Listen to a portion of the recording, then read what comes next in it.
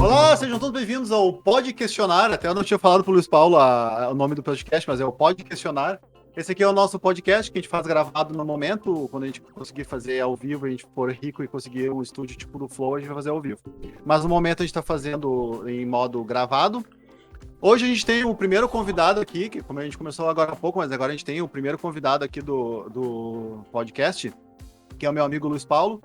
E como a gente já falou sobre política aqui no podcast... Eu sou o Gleison Nunes, eu não estou apresentando hoje porque cada vídeo um apresenta. Então, estamos aqui hoje com um convidado, é o primeiro, acho que é o primeiro, né, que vai sair, talvez, com convidados.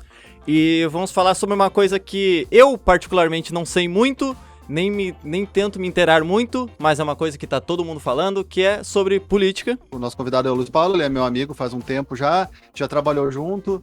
E Luiz Paulo, fala o resto aí, por que a gente convidou? Eu me considero um militante político, né? Por pertencer a algum partido ou por defender um candidato, enfim, mas por termos ideais políticos e tentar colocá-los em prática, né? Seja através do dia a dia ou através do convencimento das pessoas. Então, eu estou praticamente envolvido nessa parte de interesse sobre a política desde os meus 18 anos. Já faz um tempinho, né? Mas, então, eu me ingressei em grupo de jovens, onde nós debatimos política, e aí fui conhecendo, fui inteirando. Fiz a faculdade de História, né? Onde também ampliou um pouco os meus conhecimentos sobre a política, e eu entendi que a política faz parte da nossa vida e não tem mais como fugir disso. Basicamente, eu venho desse ramo, né, da parte da política por interesse próprio, né? Nunca exerci cargo, nunca fui vereador, nunca corri a nada, né? Então, sou um operário da indústria, né? Fui movimento estudantil durante algum tempo, quando estava na faculdade. E hoje, então, me dedico basicamente ao meu trabalho, né, à minha família e também sobre conversar com as pessoas sobre política. Né? E saudar esse momento, né? Vocês se proporem a discutir esse tema, que é um tema tão importante, né? Mas que muitas vezes as pessoas acabam se distanciando e a gente entende o porquê, né? O descrédito que a política do Brasil é hoje faz com que as pessoas queiram distância e não queiram se inteirar, né? Também por ter muita linguagem difícil no ponto de vista político e não atrai as pessoas, né? Não tem uma linguagem simples, uma linguagem fácil, que faz com que as pessoas compreendam as coisas de uma forma mais tranquila. E assim, o que acontece? As pessoas acabam não se interessando mesmo. Não é culpa delas, é culpa do sistema que foi feito para as pessoas não se interessarem, né? Mas isso aí a gente vai ir falando agora ao longo desse período da nossa conversa aí, né? Espero que eu possa contribuir, né, um pouco mais com a minha vivência, né? Eu tenho uma pergunta, posso fazer uma pergunta? Pode iniciar com as perguntas. Já que falou sobre história, que fez negócio de história e tal, a velha frase, o povo que não conhece sua história tende a repeti-la? E nós repetimos, né? E o engraçado é assim, que nós repetimos a nossa história e num período tão curto, né? A nossa democracia, ela é uma democracia jovem, né? Perto das democracias pelo mundo, principalmente Europa, América, enfim. E nós parece que nós não aprendemos muito bem com esse processo, né? Então a gente acaba vivendo ciclos que a gente acaba repetindo, e a gente não sai desse ciclo, a gente não avança, né? Então, infelizmente, a gente tende a repetir, sim. A gente não conhece e não basta conhecer, né? Tem que compreender ela e entender o que isso representa. Não adianta eu entender o que houve uma ditadura no Brasil se eu não perceber as censuras que ocorrem no meu dia a dia, as censuras que estão aí na mídia hoje em dia. Se eu não entender que isso são resquícios desse processo que nós passamos, as coisas passam percebidas para mim, eu tendo a repetir, né? Sobre uma coisa que nem tu falou, é que a nossa democracia é uma democracia jovem. O pessoal da nossa faixa etária, aqui dos 30 e poucos, 40, eu lembro do governo do Sarney, que foi o presidente que apareceu depois que terminou o regime militar. Aí o primeiro presidente eleito pelo voto direto mesmo, o pessoal indo nas urnas, foi o Collor. que eu me lembro, então, tipo, foi muito recente, tem acho que menos de 30 anos isso. E já começamos mal, já começamos com o Collor, que foi o que foi, né? Uma questão que nós estamos falando de me repetir, né?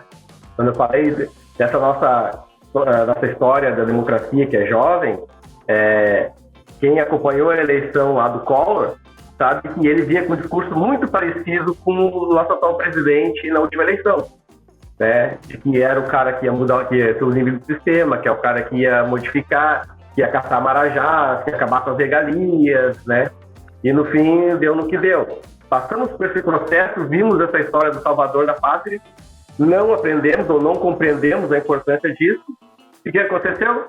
Repetimos esse processo de novo, né? Só um trechinho que eu acho importante nesse debate, o Sarney foi o primeiro presidente, né, do MDB, estava no governo, o primeiro ente do MDB estava no governo, na época então o PMDB, porque ele era um vice do Tancredo, que morreu, né?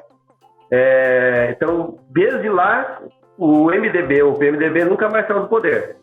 Passaram governos do PSDB, do PT, e o PMDB sempre esteve em todos os governos, independente da matriz ideológica. A gente tem essa política antiga funcionando lá, né? Os velhos de cabeça branca estão lá mandando e desmandando ainda, e tipo, parece que não tem uma luz no fim do túnel para isso, né? Mas uma coisa que eu ia te falar também, que a gente falou antes de começar a gravar, tu já foi do PT, tu já foi militante do Lula, já foi eleitor do Lula, e tudo que aconteceu com o Lula fez tu mudar e tu abriu teus olhos que ele também não é uma pessoa que merece confiança no caso, né? E hoje em dia tu acredita numa terceira via ou a gente é obrigado a votar no Lula para não eleger o Bolsonaro? A questão da terceira via é interessante, porque assim, quando a gente fala de via, a gente fala de caminho, né? Literalmente, né? A gente fala de caminho. Só que a população brasileira, no geral, ela está preocupada com quem percorre esse caminho. Ela não está preocupada com o caminho. O que eu quero dizer com isso? É aquela velha história. Eu voto em pessoas e não voto em partido. Então, sempre tem o salvador da pátria, sempre tem a pessoa que tem que ser o mais simpático, mais sorridente, mais bonito, papapá, né? E é assim que vai votar. E eu não estou preocupado muito com o projeto que ele está representando. Às vezes até por falta de conhecimento político, que eu estava falando no início, né? As pessoas estão afastadas da política e às vezes eu acredito que é propositalmente, justamente para não conhecer o que está por trás daquela carinha que aparece lá no horário político diariamente durante a eleição. Então, quando a gente fala de via, a gente fala de caminho, certo? E eu segui o caminho durante muito tempo, que era o caminho que eu acreditava, né, que poderia mudar o país. Bom, veio a possibilidade, com a experiência do Lula no governo. Ótimo. Vamos pôr em prática tudo aquilo que eu lá, com 18 anos, quando comecei a minha militância política, no movimento estudantil, pegava. Isso lá, falando de 1997, né? Então, 2004 foi a nossa oportunidade, né? Então, veio a possibilidade de a gente mudar o país, começou o processo de transformação, isso eu não posso negar. O governo Lula fez uma mudança muito importante, o país estava precisando naquele momento, então nós tivemos índices significativos naquele período, econômicos, principalmente sociais, né? Isso eu não posso negar. Só que aí, terminou o período do Lula, veio o período da Dilma. E aí veio o primeiro porém nessa história, né? Lula escolheu alguém que ele julgava que poderia continuar comandando, tá? Que foi a Dilma, que era o braço direito dele no governo dele. A Dilma, enquanto ela seguiu aquela política, né, do Lula, que era uma política compensatória, e vamos tentar fazer uma analogia. Imagina uma pessoa com um ferimento grave, tá? Que era um país, uma pessoa com um ferimento muito grave. Aí tu pega alguém, vai lá e dá analgésico, bota os remédios para ajudar na cicatrização, anti-inflamatório, antibiótico. Só que não é aquilo que a pessoa precisa. Precisa de uma cirurgia, uma coisa mais radical, para resolver o problema. Só que ele foi dando analgésicos, foi dando os anti-inflamatórios, e as pessoas falaram, não está mais me doendo, né? Não está mais sangrando, então está resolvendo. Só que isso, a longo prazo, depois, a pessoa vai ver que, não cura nunca. Eu não estou mais sentindo mais nada, não está me doendo, não está sangrando, só que não cura nunca. Eu preciso da cura. E a cura é a cirurgia. Mas a cirurgia, ela tem um custo para isso. Eu preciso movimentar mais pessoas para fazer, porque para mim fazer um processo radical, aí trazendo a parte da política, antes de modificar o sistema, eu preciso de uma estrutura maior para isso, né? Eu preciso de mais pessoas junto. E então, o que aconteceu? O Lula teve essa oportunidade. E essa oportunidade foi que ele era o cara que tinha uma aprovação enorme na sociedade. Ele saiu do governo dele com 87% de aprovação, índices nunca antes vistos. E ele não aproveitou a popularidade dele para fazer a cirurgia que ele poderia ter feito. Tanto é que quando ele saiu, veio a Dilma procurou manter aquilo. E aí, aquela política que o Lula vinha mantendo do analgésico e tal, ela tinha uma datação. Ela não ia durar para sempre. O que aconteceu? O corte abriu novamente, com a Dilma. Tá? Lá na eleição que a Dilma ganhou do Aécio, lá por poucos, um percentual muito pequeno, naquele ano, logo depois que ela assumiu, descambou tudo. Tivemos uma taxa de desemprego alta, a inflação voltou, aumento da energia, na gasolina, controlou. Tanto é que veio o impeachment dela, não só pelas alegações que o Congresso fazia de que houve crime de responsabilidade, que não houve, mas por que ela sofreu impeachment? Porque ela perdeu o apoio popular que o Lula tinha. Ela perdeu esse apoio popular. Aí quando ela sai, vem o Temer, e o Temer faz, abre aquele experimento novamente. Né? E aí veio esse processo que fez eu despertar, que, eu tava sob efeito dos analgésicos também. Né? Eu estava acreditando que aquilo estava resolvendo.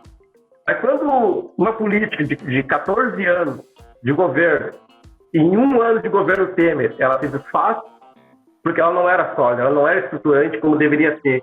E aí, não, nós precisamos mudar. Nós precisamos achar alguém que possa fazer essa cirurgia, né? Alguém que se propõe a fazer essa cirurgia. E aí passei a estudar e ver outras possibilidades, e hoje estou com uma outra ideia na cabeça de que não é o que o PT defende mais. Eu nem entro no mérito da corrupção, tá?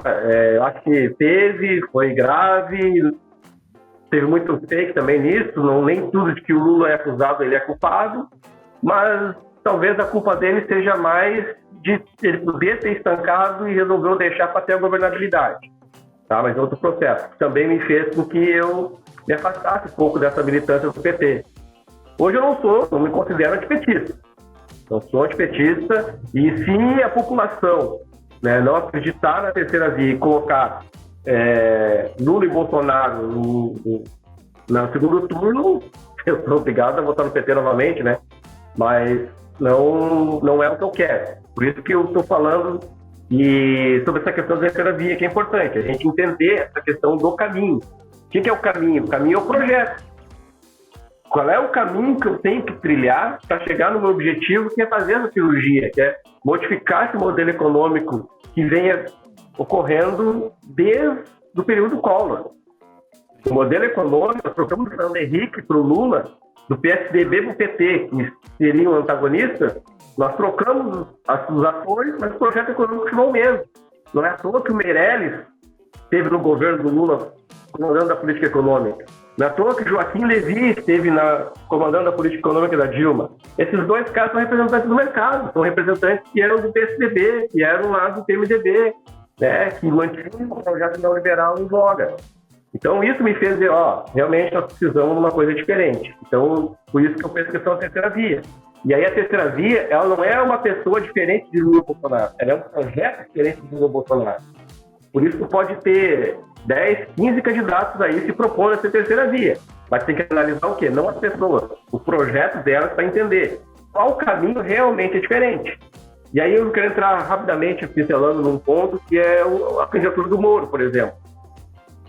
Que é uma candidatura que se propõe essa terceira via. Só que o Moro executou a política do Bolsonaro até ontem. E se tu analisar o que ele vem defendendo, ele vem defendendo o conservadorismo, vem defendendo o que o Bolsonaro defendia. Como é que vai ser uma terceira via se ele quer apresentar o mesmo projeto para o presidente? Então não é uma terceira via. Eu acredito que, na minha concepção, né, minha opinião como pessoa física, que o Moro tá meio que assim, ele tá tipo, se ele for pro segundo turno com o Bolsonaro ganha certo. Então ele tá, tipo assim, naquele negócio de vamos eleger ele, porque se ele for eleito, se ele for pro segundo turno com o Bolsonaro, é o Bolsonaro que vai ganhar, porque não vai ter como bater de frente. E ele até ontem ele era puxa-saco do Bolsonaro, era cupincho do Bolsonaro, e agora não muda nada. Que é aquele esquema, aqui, né, a música do Gaúcho da Fronteira lá, parece que a noiva é a mesma, mas só mudaram o penteado. Que desde o Collor continuou a mesma coisa, eles só foram remendando, em vez de consertar o encanamento, só foram remendando, chegou uma hora que não adianta. Isso cai numa ideia que eu tenho, que tipo assim, eu não sei se tu acredita em um salvador da pátria. Tipo, pra mim o presidente não é o cara que pode mudar as coisas. Pra mim o erro tá no jeitinho brasileiro que a gente tem. Esse jeitinho, esse modo brasileiro que a gente tem de lidar com as coisas. Eu acho que o presidente realmente me parece mais uma imagem assim para as pessoas, porque eu não vejo o presidente sendo o cara que realmente possa mudar tudo. Eu acho que tá mais na base assim, no que o povo acredita, em sair pras ruas e realmente fazer as coisas mudarem por si só e não esperar esse salvador da pátria. Parece que esse jeitinho brasileiro que a gente tem faz a gente esperar por alguém. Tanto que o brasileiro sempre espera pelo governo pra fazer alguma coisa. Tudo bem, o governo tem que fazer pelo povo, mas tu também tem que ir atrás, tem que fazer as tuas coisas, sair na rua, que nem a vez lá dos 20 centavos no ônibus lá. Todo mundo saiu pra rua, funcionou, aí depois aconteceu coisa pior e ninguém foi pra rua, parece que cansa, parece que esse jeitinho brasileiro sempre cai. E meio que cai nisso, porque entra presidente, sai presidente, volta, parece que é tudo a mesma coisa. Complementando só um pouquinho pra complementar o que ele falou. Tipo assim, ó, falando isso que ele falou, tu não acha também assim que não importa, eu tenho essa ideia, né? Não importa quem for pra lá, o sistema vai engolir essa pessoa e vai acabar continuando tudo a mesma coisa. O que tu acha? Aí vem aquela questão quando a gente fala assim, a visão sistêmica, né? Eu estou no meio corporativo agora, né? No meio industrial, a gente fala muito de visão sistêmica, como uma atribuição importante, né? De um cara que tem uma certa liderança da empresa. Quando a gente fala de visão sistêmica, a gente fala de uma eleição que não basta votar apenas no presidente ou votar apenas no governador. A gente tem que saber quem é o deputado que está votando, quem é o senador que está votando e qual é o projeto que ele está defendendo.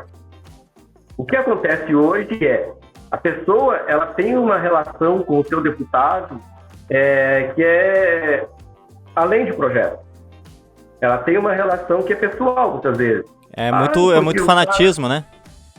Exatamente. Então, assim, é o meu deputado, não é o projeto que ele defende.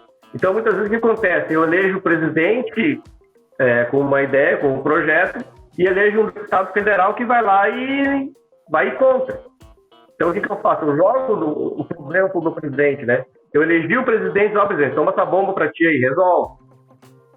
O que um presidente tem que fazer? O presidente ele tem que ser um grande negociador nesse momento. Ele tem que saber negociar. E aí a negociação não significa tu barganhar. São coisas diferentes. Então, o que a gente tem visto agora no histórico dos governos é a barganha. Então, eu dou um jeitinho de te comprar para que tu apoie o meu projeto. Só que os projetos, muitas vezes, não podem ser tão radical também. Por quê? Porque se for radical, o cara já não quer saber. Então, o que acontece? Eu tenho que ter esse suporte para o presidente. O nosso regime presidencialista, ele é um regime complicado, ele é um regime que acaba maltratando quem está lá na responsabilidade de governar o país. Ele precisa do Congresso, não tem jeito. E a gente, muitas vezes, joga para ele um Congresso muito desafiador. E aí, o cara vai tentar dar o jeito dele para tentar governar. Sobre a questão do salvador da pátria, que é uma questão que eu acho que é inerente à pessoa, né? Então, assim, a gente muitas vezes não liga muitas vezes para o que ela representa, mas a forma como a gente enxerga a pessoa. Eu já cansei de ver pessoas olharem para certos candidatos e dizer, eu sei, eu não fui muito com a cara dele. Tá, mas como assim, eu fui muito com a cara dele? Não gostou do que ele defendeu, do que ele falou, do projeto que ele representa? Porque, sei lá, não simpatizei. Sim. Tipo quando tinha o Enéas, né? O Enéas era um cara inteligente, era professor, era doutor, ele tinha várias propostas legais, vários projetos legais, Só que ele parecia um louco gritando na hora do... Porque ele tinha, tipo, 10 segundos de propaganda política, então ele tinha que falar tudo rápido, tudo que ele tinha que falar, e ela era tida como um cara louco, mas ele, tipo, se tu fosse ver o currículo dele, ele era um cara muito preparado, mas como ele não tinha aparência, e ele não tinha também um jeito de se expressar que envolvia as pessoas, ele era tido como louco, né? Ou eu tô errado, o Enéas era um louco mesmo? Não, o Enéas, assim, vamos lá. O Enéas, ele era um cara muito inteligente. Tu falou, tá? Então, é que ele no Roda Viva, ele deu um nó nos jornalistas lá do Roda Viva, assim, bonito de ver. A questão tinha esse jeito, e aí para a população que olha para a pessoa, realmente achava ele meio louco, tá? E para quem entendia e acompanhava um pouco da política, entendia que o projeto que ele propunha era um projeto ousado para aquele momento e ao mesmo tempo conservador. Ele era um projeto que ele propunha uma mudança estrutural no país, mas ao mesmo tempo para um país mais conservador, entendeu? Ele queria um choque, mas um choque não para transformar progressista, mas sim um choque para transformar o país num país conservador. Ele tinha umas ideias mais conservadoras. E ele, vamos dizer que ele teria condições de fazer, por quê? Pela inteligência dele, pela capacidade dele de articular tudo isso, né? Mas eu vou dizer para ti que o Enéas, hoje, ele sofre muito de uma visão anacrônica dele, né? Porque hoje as pessoas entendem as ideias dele, porém as ideias dele não batem com o que a gente necessita hoje. Mas como ele era um cara, na época, com muita inteligência, com um currículo invejável, né?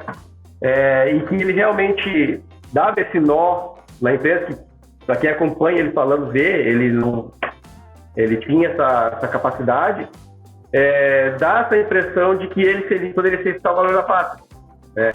Mas eu acredito que as ideias dele não serviriam para o que o país precisa hoje, né? O Brasil hoje, assim, ao meu ver, né, ele está precisando de um governo de esquerda, e o pessoal, o povo em geral, não tem essa ideia do que é esquerda, o que é direita, porque o pessoal, ele granaliza esquerda e direita, é como se esquerda fosse o Grêmio e direita fosse o Inter. Então, tu não pode ter uma ideia de um lado e uma ideia de outro, porque se tu fala uma coisa que parece a direita, tu é da direita e é isso aí, tu tá lá. Se tu fala uma coisa que parece com a esquerda, tu é esquerda e é isso. Tu não pode ter opiniões dos dois lados, coisas que você acha legal dos dois lados. É muito esse granal mesmo. É uma visão extrema de tudo. Isso. O cara da direita é o fascista e o cara da esquerda é o comunista. Parece que não existe nada no meio disso tudo, entendeu? Eu queria que tu, assim, explicando em curtas palavras, acho que tu consegue fazer essa síntese para leigos que nem a gente, mais ou menos assim, até pessoas mais leigas ainda. Explica em poucas palavras assim, o que é esquerda, o que é direita e o que é o centro, que eu digo que para mim eu acho que é o caminho que a gente deve seguir, que é o do centro. Não do centrão, aqueles que eles falam lá do centrão, mas o caminho do meio, no caso, pegar ideias de direita, pegar ideias de esquerda, juntar as melhores coisas de cada parte e fazer isso aí. Mas explica assim, sintetiza em poucas palavras pro pessoal o que é esquerda, o que é direita e o que a gente chama de centro. Sim.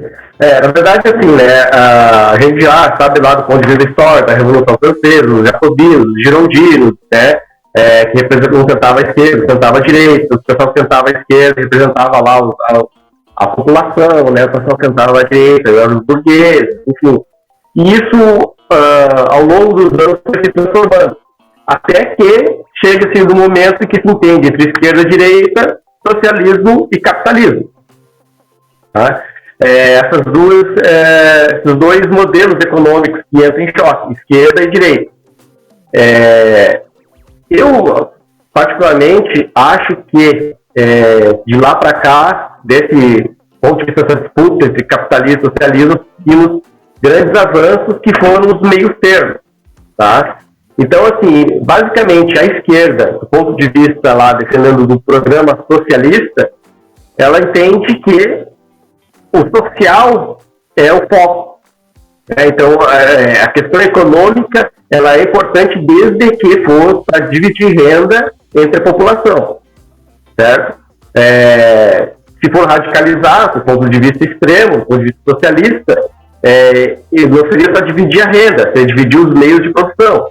Ou seja, não teria o capitalista, eu teria as empresas do ponto de vista coletivo.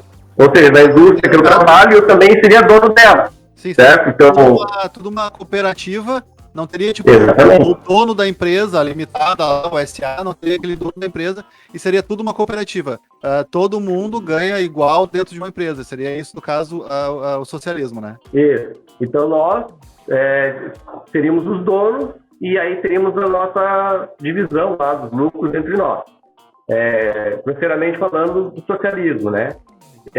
Já o capitalismo tem lá o dono, o cara que investe, tira o lucro dele, enfim, e emprega os trabalhadores, que é o sistema que a gente conhece hoje. Do ponto de vista do capitalismo, o próprio Adam Smith falava, né, que o capitalismo ele depende muito da ambição. O bom capitalista ele tem que ter ambição, porque para ele, quanto mais o capitalista ganhasse dinheiro, quanto mais se desenvolvesse, melhor o capitalismo se desenvolveria. Na lógica dele, não é uma coisa selvagem, quer dizer, o cara vai ganhar todo o lucro e vai deixar a população na miséria. Não, é porque faz girar a economia. Então, se o cara emprega, tem renda na população, se a população tem renda, ela compra. Se ela compra, exige maior produção para venda. Se tem mais produção, e tem mais empresas produzindo, gerando mais emprego. É a roda da economia. Então, foca nesse ponto da parte econômica, sobre o social. Só que aí tem uma questão que, assim, que o capitalismo não conseguiu resolver. Por quê? Porque Marx falava sobre o contingente, o exército contingente de reserva. Para o Marx diz assim, no capitalismo é importante que sempre tenham pessoas desempregadas.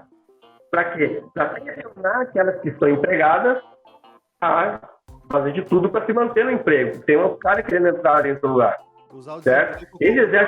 Usar o desemprego como ferramenta de motivação, vamos botar assim, né? Tipo, a pessoa se motivar a trabalhar, não pelo simples fato de produzir, trabalhar e ajudar, no caso, a economia, mas trabalhar porque não pode ir pra rua.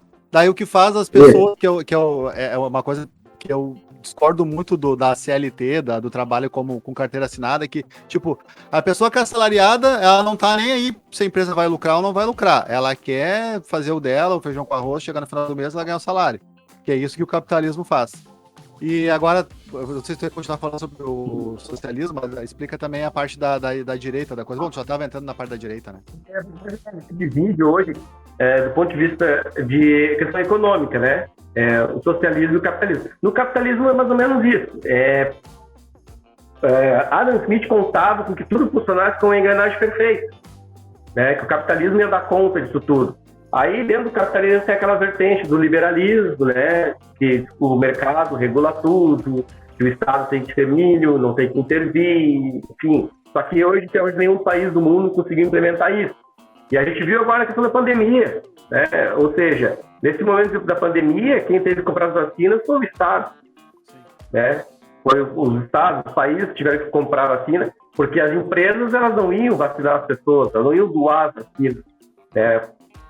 Porque pela lógica do capitalismo, do liberalismo, se ela vai resolver o problema, o que deveria acontecer? As empresas deveriam produzir as vacinas, vacinar os trabalhadores para que eles pudessem continuar produzindo e não tivesse todo esse problema que teve.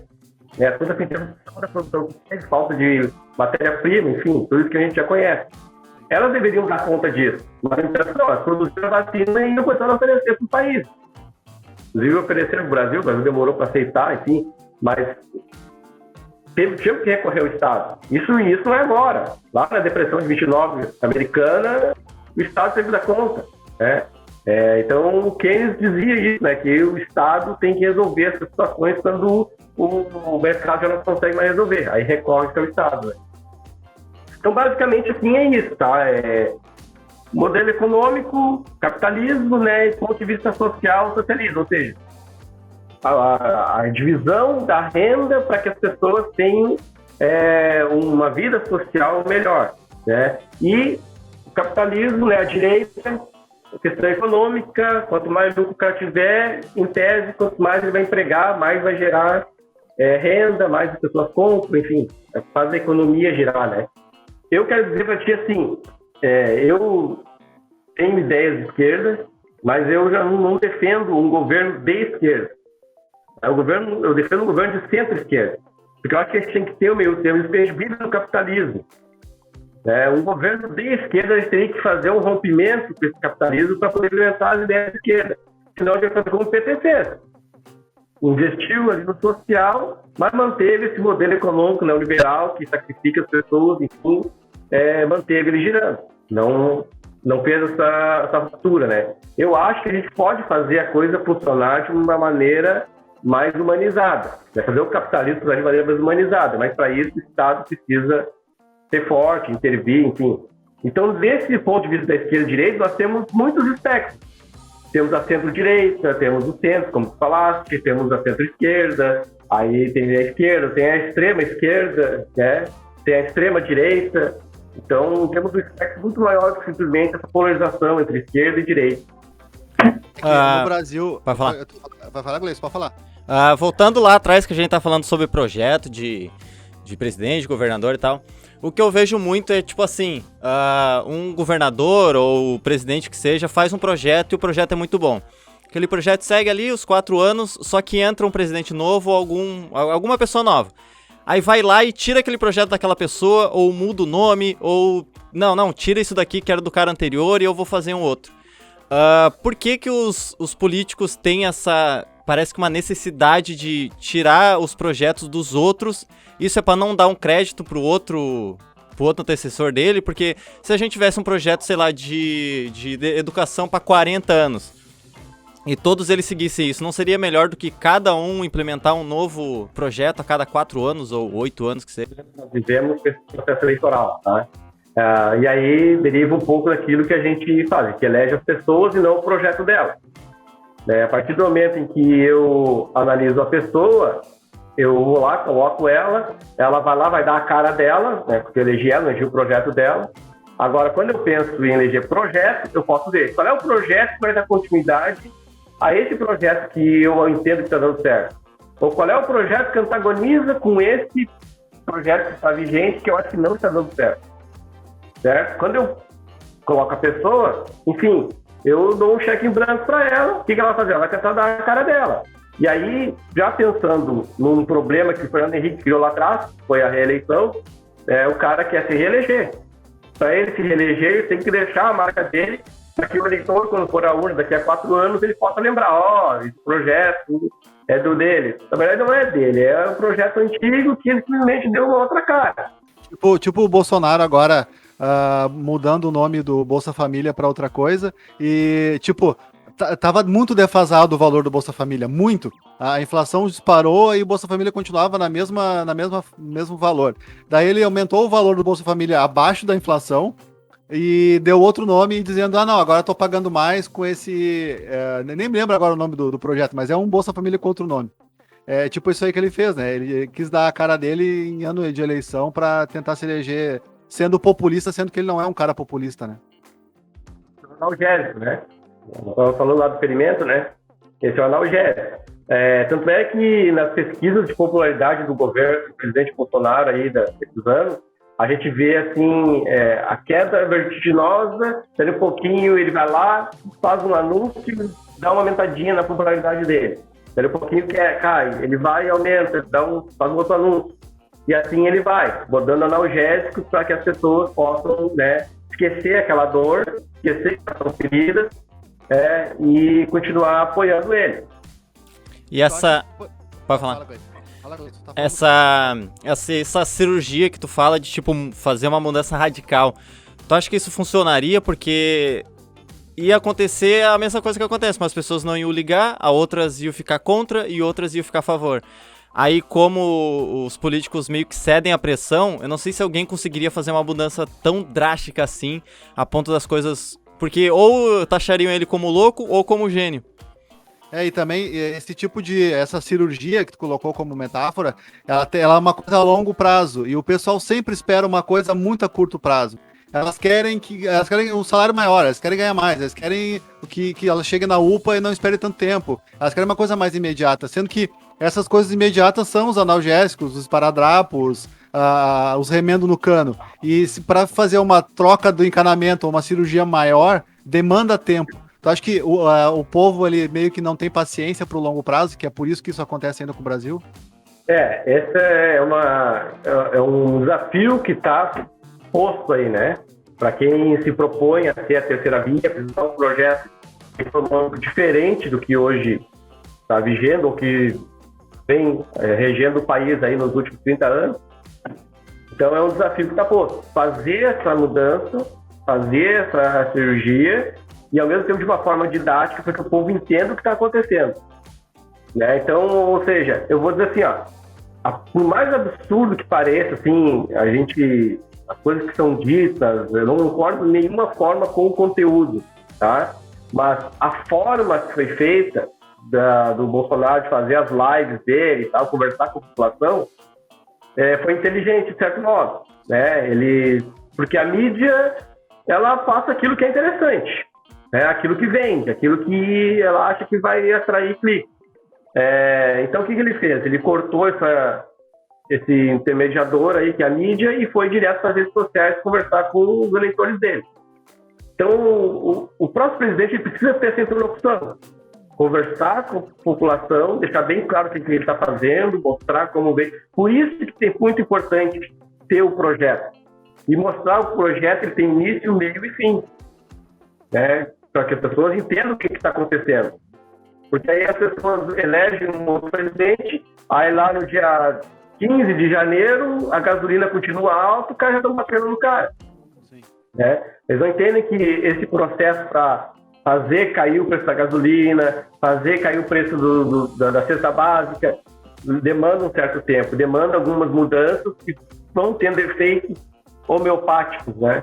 Ele não é de uma hora para outra. A economia não suporta um choque desses, né? Mas é importante que você saiba que está sendo feito. E aí, cada dose homeopática vai ainda sentir os efeitos e tem que ser dito, vai sentir isso, vai sentir aquilo, e a pessoa vai ficando tranquilizada que está fazendo. É como eu falo na cirurgia, né? Quando nós vamos fazer a cirurgia, vai passar 6 meses sem poder andar. Mas a pessoa não está preocupada que ela não está andando, está sabendo que ela vai andar. Mas esses 6 meses é importante que ela não ande. Nós vamos ter que fazer a fisioterapia. Vai explicando para a pessoa. Aí a pessoa vai entendendo os processos que ela está passando e sabendo que ali ela tem a possibilidade de ficar curada de vez. Assim, a gente tem a tendência, a maioria tem a tendência de ver, como tu falou, ver a forma como uma coisa é apresentada e não o conteúdo. É aquele negócio, tu vai num restaurante, fuleiro, com chão batido, as mesas meio quebrada, mas a comida é muito boa, às vezes tu já chega, olha e não quer entrar, porque aquela forma que tu tá vendo não é tão legal.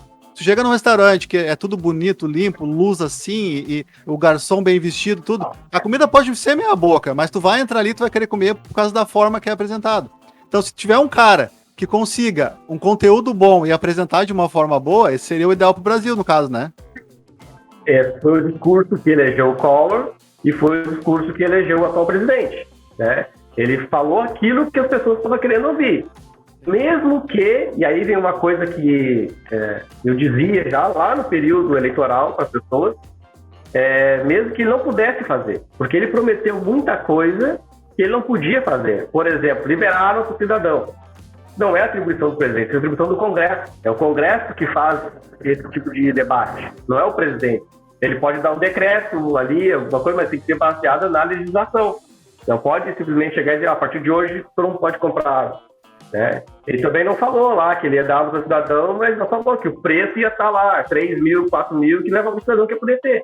Então o discurso... Da arma ser cara, a pessoa ainda tem que ter curso de tiro, um monte de coisa também que tem que ser pago e também é caro. Daí isso as pessoas não levaram em consideração, né? E o brasileiro não tem condição mental para ter uma arma em casa. Qualquer briga de trânsito ali deu. Os caras já saem brigando por causa que quebrou um retrovisor, imagina com tendo uma arma no carro.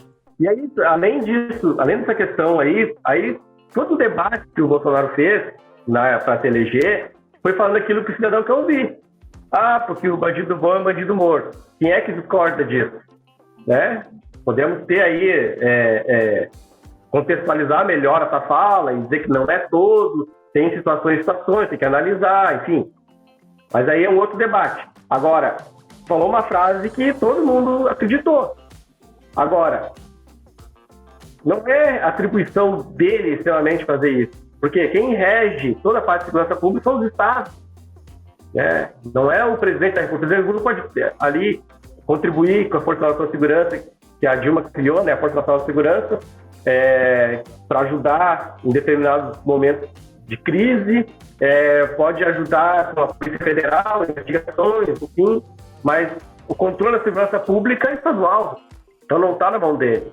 Né? E ainda, vamos lá, ele fez um discurso de que bandido bom é bandido morto, sendo ele deputado, representante do estado mais violento da nação. Deputado durante 28 anos.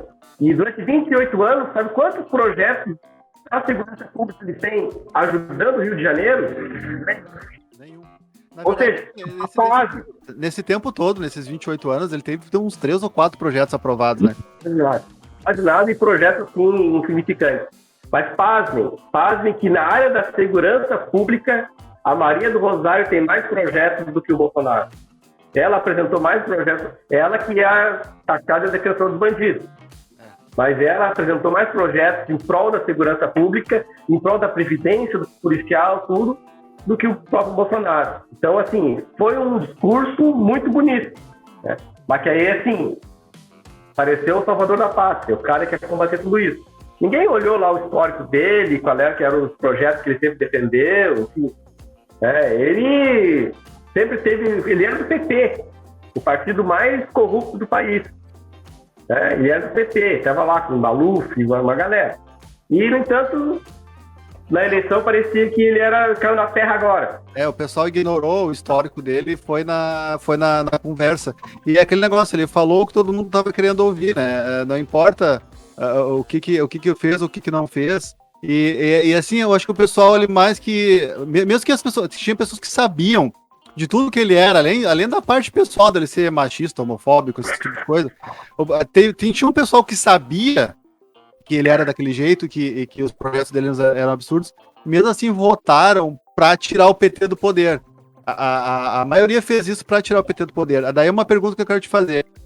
Tu acha que esse pessoal que votou para tirar o PT do poder votaria nele agora? Ou quem vota nele agora são só os bolsominion mesmo, o pessoal que é cego e não enxerga mais nada e o que ele falar é amém?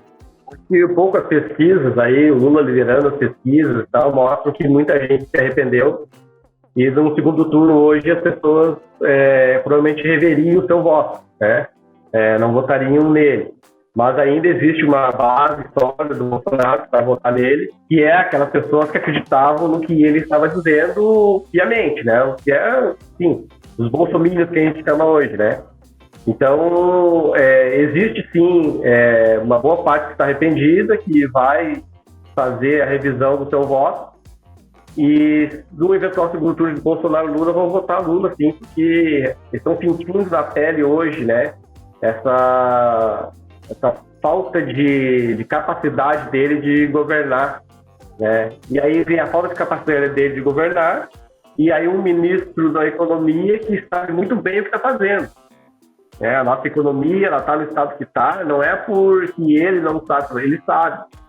Só que o que ele está fazendo é para aqueles que ele sempre representou, né? Ele era lá dono do BTG Pactual, banqueiro, é essa população que ele procura agradar. E é quem ele está agradando, com o dólar nas alturas que está. Daí eu te falar assim, ó.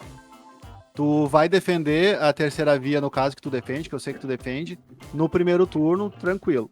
Caso o Lula for pro... Vamos abrir os votos aqui, tranquilo. Caso o Lula for pro segundo turno... Eu, por exemplo, sou um que não votaria no Lula, não voto no Lula no primeiro e no segundo turno, no primeiro turno, e não voto no Bolsonaro no primeiro turno. Não voto em ninguém, na verdade. Mas, como eu sempre anulei voto e votei em branco, não votei em ninguém, se o Lula for pro segundo turno com o Bolsonaro, com certeza eu voto no Lula, por o Bolsonaro não ser eleito, porque eu prefiro votar na pessoa que me dá um tapa do que na pessoa que me espanca. Tu acha que, tipo, se essa pessoa que tu defende, a terceira via, for pro segundo turno, não é um perigo do Bolsonaro se eleger? Sim, sua fala já foi muito importante agora, porque A eleição de 2018 foi marcada e foi a que deu a vitória ao Bolsonaro, foi um fenômeno que a gente chamou de antipetismo.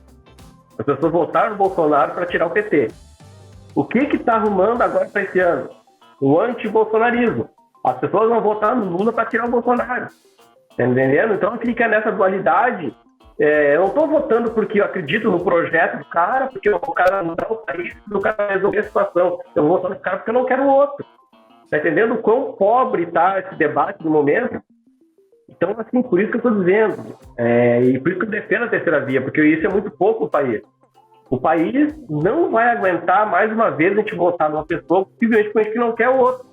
A gente tem que começar a pensar num projeto, a gente tem que começar a pensar num programa que possa modificar o país, que possa começar a reestruturar o Brasil. E aí, assim, falando rapidamente a respeito de que seria esse projeto, ao meu entender, tá?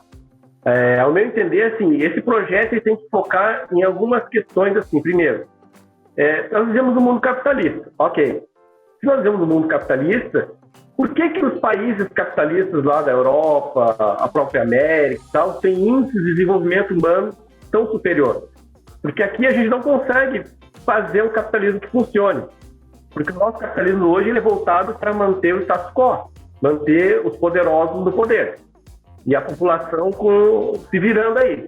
Às vezes, dois trabalhadores lá debatendo e brigando por Lula e Bolsonaro, sendo que os dois estão sendo massacrados da mesma forma.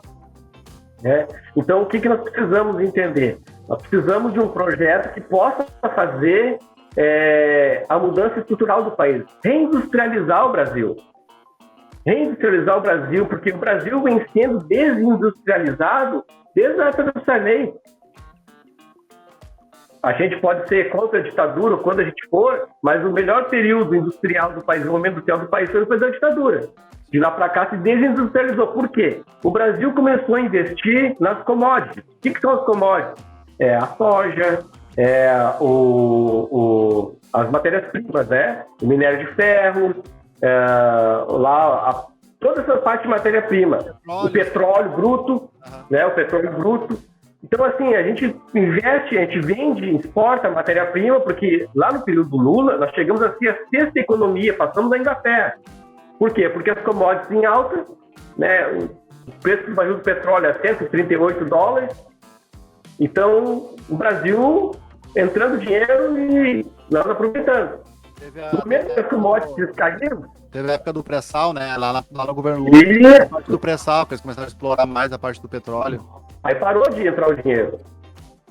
Para você ter uma ideia, com o valor que nós recebemos lá da exportação das commodities, nós tínhamos as políticas de subsídio. Ou seja, a taxa de energia tinha lá, precisava aumentar. Aí que a Enel ia lá, que é a agência reguladora, né?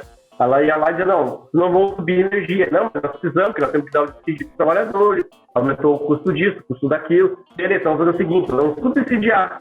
O governo ia lá e dava aquele valor para a empresa de energia elétrica para ela não subir a energia.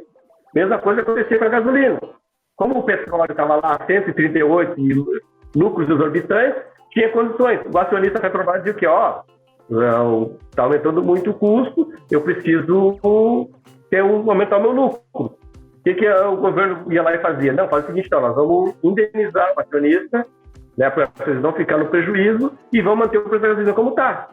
E assim ia sendo mantido. Quando cai os preços das commodities, tudo, não tem mais dinheiro para isso. O que é obrigado a fazer? Aumenta a energia, aumenta a gasolina, e aí se perdeu o controle disso. Ou seja, era apenas o analgésico que nós estávamos utilizando. Quando terminou o analgésico, o cara gritou de dor. Aí já não tinha mais fazer, tinha que correr atrás, Hoje... Sempre no paliativo, né?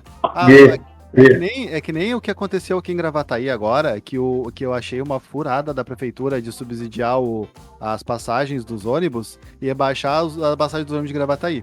Quando isso estourar e a prefeitura ficar sem verba, vai acabar estourando e o preço das passagens vai lá para cima. Isso é uma coisa que eu já falei e eu acho que vai acontecer.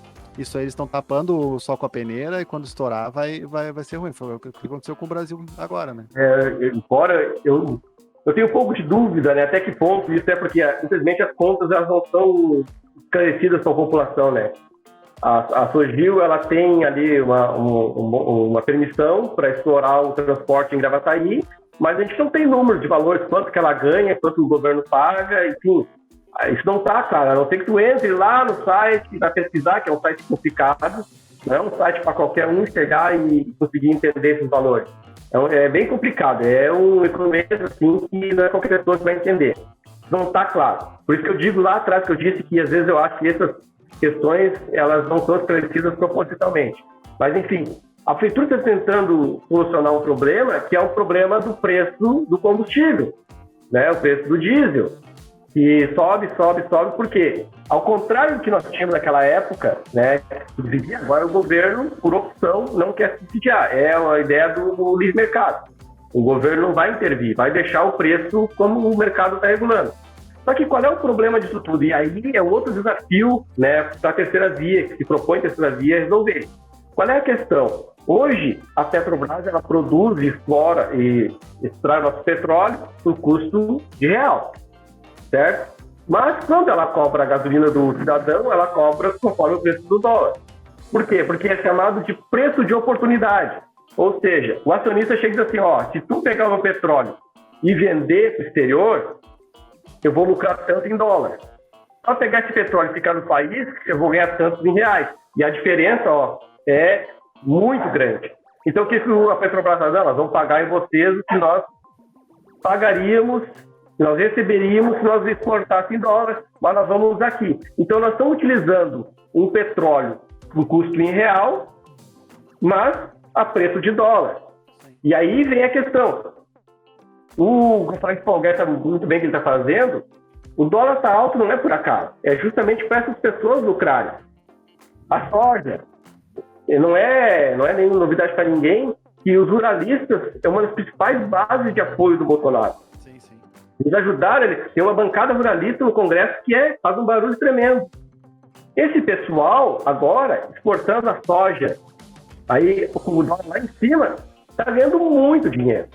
Mas muito dinheiro. Então, enquanto o dólar estiver lá em cima, esse pessoal está lucrando. E aí, o que acontece? Eles exportam, não tem soja para a gente usar aqui no Brasil. O que o governo faz? Importa soja. O Brasil é um dos maiores produtores de soja do mundo. Só que ano passado, a gente fez a maior importação de soja da história. E a gente importa soja em dólar. Por que a gente importa soja em dólar? Porque o povo paga. É o povo que está pagando em dólar lá na prateleira do supermercado. É que nem o caso da gasolina, né? Por exemplo, o que acontece quando os postos vão aumentar a gasolina amanhã? Ao invés do pessoal boicotar e não andar de carro e não botar gasolina, o pessoal vai lá e enche os tanques e estoca a gasolina. O pessoal ele faz ao contrário, ao invés dele, por uma questão de protesto, não comprar gasolina para pressionar o preço a baixar, o pessoal não para de usar gasolina, nunca parou. Tanto que cada vez vem mais carro na rua, cada vez mais gente comprando carro, cada vez mais gente abastecendo os carros. Então acaba que, tipo, além do governo tá fazendo isso aí, porque ele sabe que o povo vai fazer esse tipo de coisa, o povo ainda não se liga que eles podem fazer alguma coisa, mas acabam entrando nessa onda, acabam sendo vítima e gostando, aplaudindo. Aquele negócio de aplaudir o cara que joga lavagem, porque pro porco, o cara que joga lavagem é um deus, mas depois ele vai ser morto igual para virar bacon. O povo tá fazendo isso, o povo tá recebendo a lavagem e aplaudindo o cara que vai matar eles depois igual. Bem, isso que você está falando é uma questão, um protesto que seria uma coisa significativa, mas ao mesmo tempo seria uma organização que a gente está exigindo do povo, né, e um entendimento do que está acontecendo que o povo não tem. Então, a gente vê hoje aí muita gente botando a culpa do preço da gasolina no ICMS. Tá bom? O ICMS ele é alto no Rio Grande do Sul, com certeza, é muito mais alto do que os outros estados, é um horror. Só que o ICMS não aumentou. O ICMS continua o mesmo. E toda semana aumenta a gasolina. Então, que raio de interferência do ICMS é esse na gasolina que faz com que ela aumente toda semana sem a alíquota aumentar, entendeu?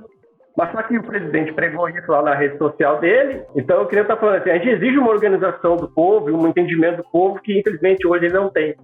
Para acontecer isso que está falando, nós teríamos que já, desde um tempo atrás, ter um processo de educação política do povo para que ele tivesse a compreensão de que se o povo se unir para fazer as coisas andam.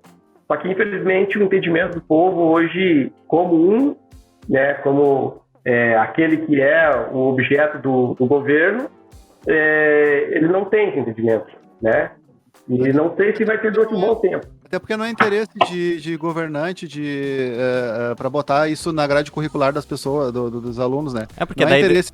dá educação pro povo, o povo começa a entender as merdas que eles estão fazendo e eles perdem toda a força que eles têm, eles vão ter que ser diferente do que eles são. Então é mais fácil manter o povo sob controle com o povo meio sem entender a história, sem entender as coisas, do que dar educação e ter que se esforçar pra realmente fazer uma coisa melhor.